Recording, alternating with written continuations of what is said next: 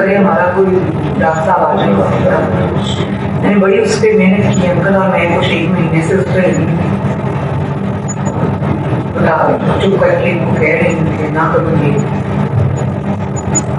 अभी तक उन्होंने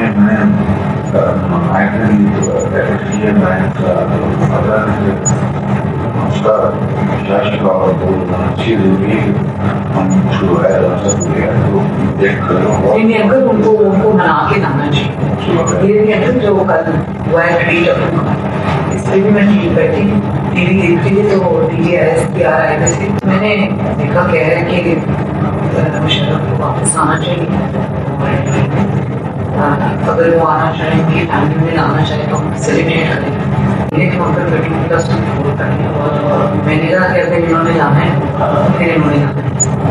उस वक्त हम पागल लगेंगे, हम ये सोचते हुए कि ये फौज कर रही है जो कर रही है, गवर्नमेंट की कोई सही नहीं है, इनसे किसी ने पूछा नहीं है।